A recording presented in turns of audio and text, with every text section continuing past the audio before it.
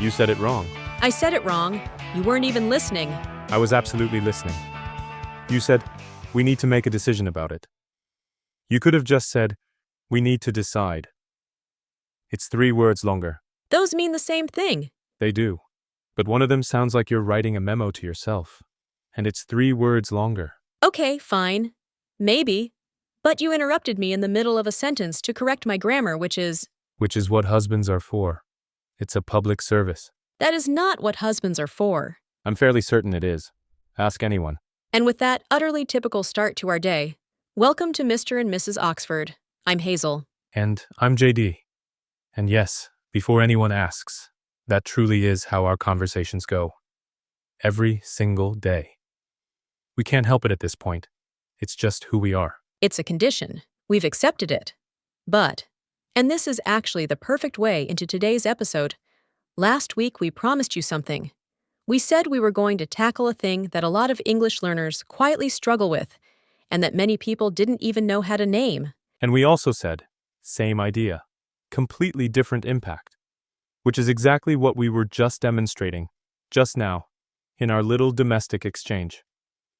That was completely unplanned, by the way. Absolutely not planned at all.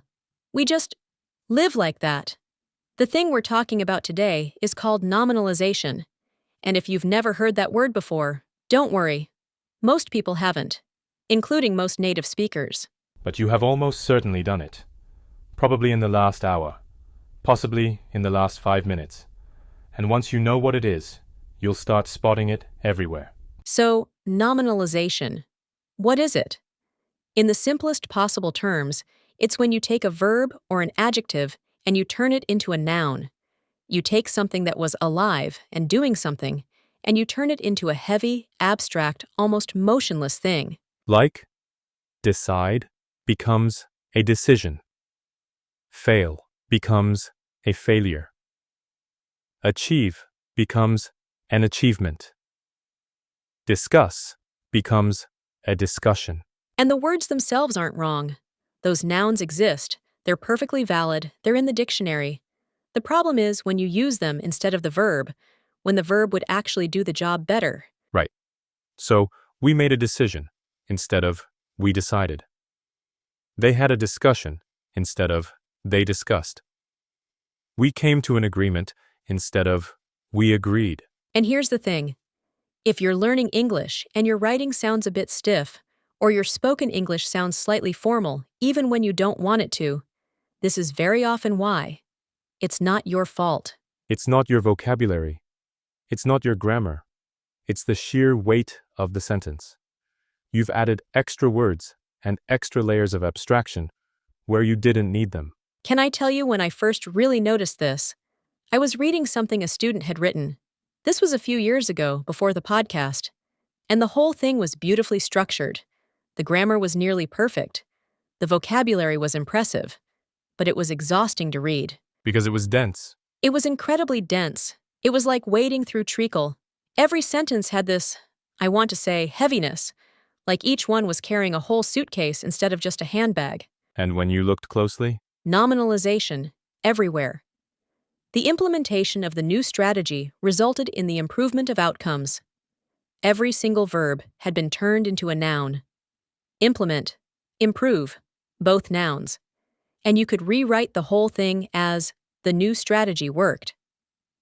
4 words. 4 words, I love that. 4 words. And it means precisely the same thing. It's just stripped of all the unnecessary packaging. Now, and I want to make this clear, because I think some people might be wondering. We're not saying nominalisation is always wrong. It's a legitimate part of academic writing, legal writing, formal business writing. There are places where it absolutely belongs. Absolutely. If you're writing a contract or a research paper, the termination of the agreement is probably exactly the right register. You want that formality. You're deliberately signaling seriousness. But if you're speaking to someone, having a conversation, writing a casual email, trying to sound natural, that same phrase lands like a brick. It's clunky. And this is why we're talking about it on a listening and speaking podcast rather than a writing one. Because nominalisation doesn't just affect writing. People do it in speech as well, and it creates distance between you and your listener. There's a version of it that I find, I don't know, slightly poignant. Like, you can tell when someone is trying very hard to sound professional, and they've overcorrected into this very stiff, very bureaucratic way of speaking. And actually, it makes them harder to trust, not easier. Why harder to trust? That's interesting. Because when someone is speaking in very abstract, noun-heavy language, your brain is working overtime just to process what they're saying. You don't have the spare capacity to actually evaluate it. You're just passing. You're passing their syntax instead of listening to their meaning. Oh, that's a really interesting way of putting it. The language is literally getting in the way of the communication. Exactly. And conversely, when someone speaks in clean, direct, verb-led sentences, you relax. You can actually hear what they're saying. You can trust them. We decided. We agreed. It worked. She explained. Yes. Short, active, direct. You don't have to excavate the meaning. It's right there on the surface. Okay, I want to do some more examples, because I think this is one of those things that becomes really obvious once you see it side by side, and then you start spotting it everywhere. It's like a superpower. Yes, let's do it. Give me a heavy one. Make it an absolute monster. All right. There has been a significant deterioration in the quality of communication between the two departments. Oh, that's a classic. The two departments have stopped talking properly. Or even just communication between the departments has broken down. Better, immediately better, and so much clearer. And you lose almost nothing, right? The information is all still there. The meaning is intact. You've just removed the fog. Give me another one. The management team undertook an investigation into the cause of the delay. The management team investigated why there was a delay. Or, if you want to be even more direct, management looked into the delay. Look into? That's a phrasal verb, actually. It is. And phrasal verbs often feel more natural for exactly this reason. They're verb-led. They're active. They're direct. They cut straight to the point. Which is funny, because English learners often avoid phrasal verbs because they think they sound too casual. But sometimes the casual version is actually the one that sounds most natural, most human. Most fluent, most real. I want to give an example that's closer to spoken English, because I think the written examples are almost too easy. In speech, it's more subtle. Go for it. Lay it on me. Okay. So imagine someone's describing a problem they had at work. Heavy version. There was a failure on my part to communicate my expectations clearly, which led to a misunderstanding between myself and my colleague. Versus? I didn't communicate what I expected, so my colleague and I misunderstood each other. Or even, I wasn't clear, and we got our wires crossed. Oh, got our wires crossed. Beautiful. So much warmer. Thank you. The heavy version sounds like someone reading from an apology memo they wrote to HR. The light version sounds like a person talking to another person.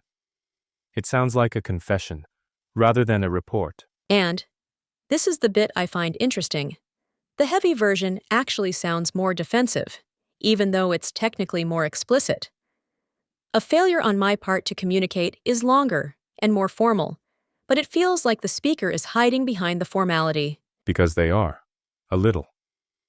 All those extra words create distance between the speaker and the thing they're saying. It's a shield.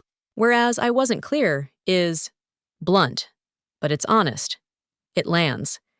You feel the speaker's intention directly. You know what this reminds me of? Politicians. Oh, here we go. I knew it was coming. No, not in a political way. I'm just making an observation about language. Think about how politicians speak when they're in trouble. Everything gets nominalized. There was a breakdown in communication. Mistakes were made. There has been a failure of process. Nobody did anything. Things just happened. Abstractly. To themselves. Exactly. The noun removes the actor. Nobody decided. There was simply a decision. Nobody failed. There was simply a failure. The language erases the human being who did the thing. It's a brilliant trick, if you want to avoid accountability. And that's actually a really useful thing to know as a listener or a reader. When you hear or read very heavily nominalized language, ask yourself, where did the person go? Who actually did this thing? Who is hiding? Which, again, is why it matters for English learners. Not just so that you can produce more natural language, but so you can understand what's happening when language is being used to obscure things, to muddy the waters. Right. It's a tool. It can be used well or used as camouflage. Very diplomatic way of putting it. I try, most of the time. Okay. I want to talk about some of the most common nominalizations that come up in everyday conversation, because I think there are particular patterns that learners fall into. And native speakers, too. Yes, the classic ones. The ones that are just ingrained. The big one, make a decision. Almost everyone says this. Almost everyone could just say, decide, and sound better for it.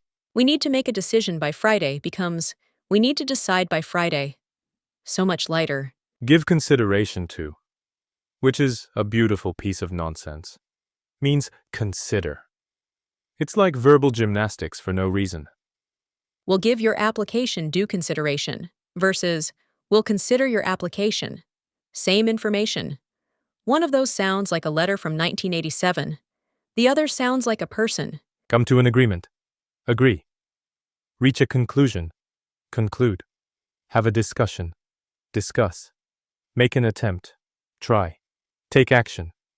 Act. That last one is interesting because it's everywhere. We need to take action on this. Why not just, we need to act on this? Or even just, we need to do something. Do something. Incredibly powerful, extremely underused in formal contexts. It's direct, it's urgent, it's clear. It's also kind of, I want to say, it's warmer. We need to do something about this. Sounds like a person who actually cares. We need to take action. Sounds like someone running a committee. And you know how much I love committees. Oh, endlessly. Okay, I want to bring this back to something practical. Because I think some listeners might be thinking, all right, this is interesting, but how do I actually fix it? How do I catch myself? Good question, because it's a reflex. And I think the answer is, you look for the nouns.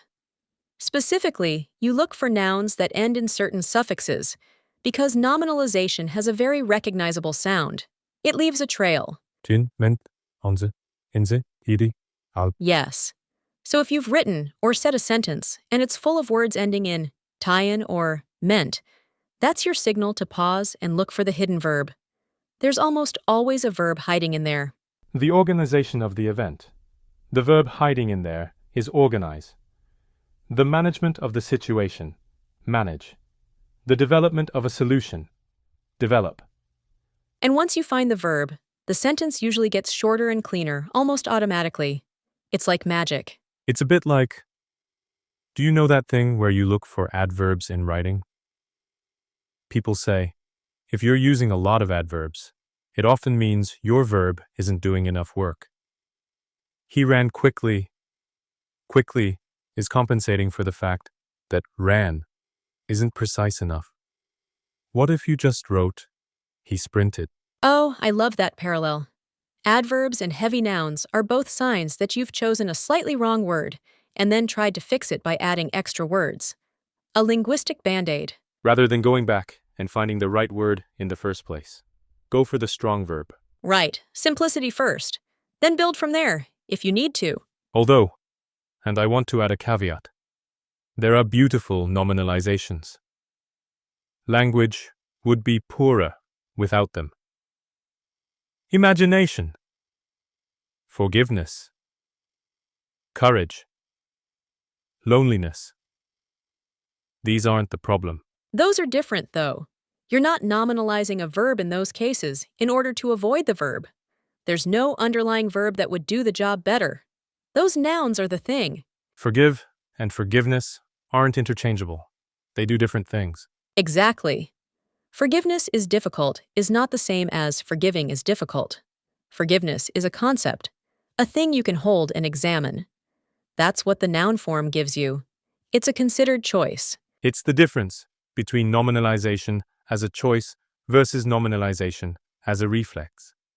Reflexive nominalization is the problem. When you reach for the noun because it sounds more serious, or more professional, or more educated, without thinking about whether the noun is actually serving you. Because it often isn't.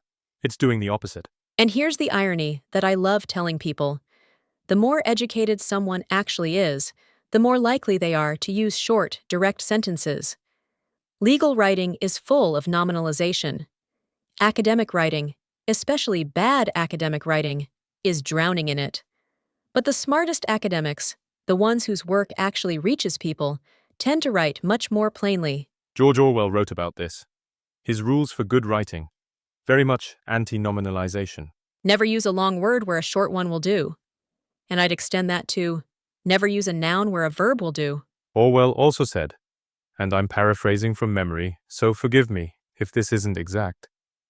He said that a lot of bad writing is not the result of stupidity, but of fear. Fear of being seen as too simple. Fear that plain language will be mistaken for shallow thinking. And for English learners, that fear is even more understandable. If English isn't your first language and you want to be taken seriously, it's tempting to use the longer, more formal word because it signals effort.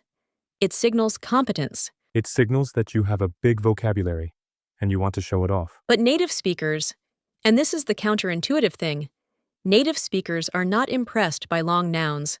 They're impressed by clarity, by the sense that the person talking to them knows exactly what they mean and can say it directly. I disagree with you is more impressive than I am in a position of disagreement with your statement. One of those is going to start a conversation. I think you're wrong is even more impressive. And more likely to start a good argument, which is, that's what conversation is for, isn't it? That's what we do. Some people might dispute that. Those people are wrong. Okay. I want to do something a bit different and look at this from the listener's perspective. Because we've talked a lot about producing cleaner language, avoiding unnecessary nominalizations when you speak or write. But what about when you're listening? Parsing other people's heavy language. Decoding the meaning. Right. Because English learners spend a lot of time listening to podcasts, to films, to conversations, to meetings, and sometimes the language being used is exactly this kind of heavy, formal, noun-dense language, and it can be harder to follow than it needs to be. And if you don't know that nominalization exists as a thing, you might think the problem is your vocabulary. I don't know enough words. When actually, the problem is the sentence structure. The speaker has buried the meaning. They've wrapped it up. Yes. So knowing about nominalization is also a decoding tool. When you hit a sentence that seems more complicated than it needs to be, you can ask, where's the verb? What's actually happening here? What are they doing? The implementation of the strategy led to the achievement of the objectives. What's happening? They implemented a strategy. They achieved their objectives. Two things happened. Quite simple things. But they've been wrapped in so much packaging that they look complicated. Unwrap the packaging. Find the event underneath. Find the action. I think of it a bit like, when you order something online and it arrives in an enormous box, and you open it up, and inside that enormous box is a slightly smaller box, and inside that is bubble wrap, and inside the bubble wrap is a very small object.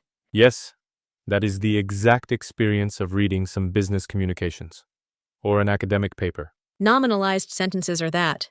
Enormous packaging, small thing inside, and once you know what to look for, you can skip the packaging and go straight to the thing. It's a shortcut to understanding. I want to try a listening exercise. Just a short one.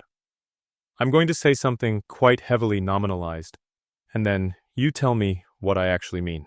Go on then. Impress me. There has been a lack of engagement on your part with the opportunities that have been made available for the development of your professional competencies. Right. So, 24 words. What you mean is, you haven't been using the training opportunities we offered. 24 words down to 12, meaning largely unchanged. Not entirely unchanged. Yours sounds like someone is about to put you on a performance improvement plan. Mine sounds like someone who actually wants to help. It sounds much more human. Fair point. Register carries meaning. It carries emotion. Right. The heaviness of the nominalized version isn't just stylistic noise. It's also communicating something. This is serious, this is formal, this is probably going to have consequences. Which is, again, a legitimate use of the register. Just probably not the one you want in everyday conversation, or when you're trying to build trust. Okay, before we do the challenge, I want to touch on one more thing, which is, why does this happen in the first place? Why do people, not just English learners, but all speakers, drift towards nominalization? Because formal registers teach it. They reward it. School, work, academic essays from a young age? Yes. From quite a young age, in educational settings, you get feedback that longer sentences, with more complex vocabulary, signal intelligence and effort. So people learn, often at school, that turning discuss into have a discussion about makes you sound more serious, more clever. And then they carry that reflex into adulthood and into a second language learning context where it gets amplified further because the formal vocabulary, the Latin-derived long words, the tie-in endings are often taught first because they appear in textbooks and formal materials. So a learner might actually have implementation before they have do. It's not uncommon. You learn the academic word before the everyday word, and then your English ends up sounding, paradoxically, more formal than a native speaker's, even when you don't intend it. And then someone like me interrupts them mid-sentence. As a service, as a genuine service to the English language. Precisely. You're a hero, JD. Thank you. I think so too. Insufferable. Lovable. Borderline. Okay, challenge time. Yes. This week's listener challenge is, and I think this is going to be incredibly satisfying. We're asking you to go on a nominalization hunt, a treasure hunt for buried verbs. Pick any email you've written or received in the last week, or a text, or a message. Anything written, doesn't matter how short. And look for the nominalizations. The tion words, the ment words, the make a decision type phrases, the heavy packaging. Find one, just one, and rewrite that sentence using the verb instead. Then compare the two versions. Read them out loud. And notice what changes. Not just the word count, but the feeling of the sentence. Does it feel closer, warmer, more direct, more honest? Or does it lose something you wanted? Because sometimes you'll rewrite it and realize, actually, the noun form was doing something. It was carrying a weight I needed it to carry. It was meant to be formal. And that's a useful realization, too. The goal isn't to eliminate nominalizations completely. The goal is to make them a choice rather than a reflex. To use them deliberately. Deliberate language is better language, always. So, here's the question we want you to answer in the comments. What nominalization did you find? How did you rewrite it? And what did that change in the sentence's feeling or impact? Come and share your discoveries. I genuinely love reading them. Last week people were posting their who versus whom examples, and some of them were. The sentences they came up with were quite creative and unexpected. There was one involving a particularly indecisive penguin. There was. I don't want to spoil it for people who haven't seen it, but go and look. It's in the comments on MMM0022. The penguin knows the difference between who and whom, which is more than most people can say. Penguins are very intelligent. Okay, before we go, next week. Next week, we're doing something I've been quietly looking forward to for a while now. It's one of my favorite topics. We're looking at what happens when English learners get the meaning right, but the tone wrong. The content is fine, but the way it lands is not what they intended. It creates a subtle, but noticeable, miscommunication. Because there's a version of perfectly grammatical, perfectly accurate English that still sounds off, a little harsh, a little blunt, or sometimes too eager, too deferential, like it doesn't quite fit. And it's not about politeness exactly. We've done politeness. It's about something more subtle. It's about how the rhythm and structure of a sentence changes how it makes the listener feel. how it actually lands in their ear. Pragmatics, technically. If you want to put a name on it, yes. But we'll talk about it in a way that doesn't require a linguistics degree. We'll make it practical. The way it always feels right, even when it isn't obvious why. That elusive, perfect fit. Exactly that. Join us next week for that. You won't want to miss it. And in the meantime, find that email. Hunt those nominalizations. Set the verbs free. That's genuinely the most dramatic thing you've said in 22 episodes. I stand by it. See you next week. I'm Hazel. I'm JD. And this has been Mr. and Mrs. Oxford.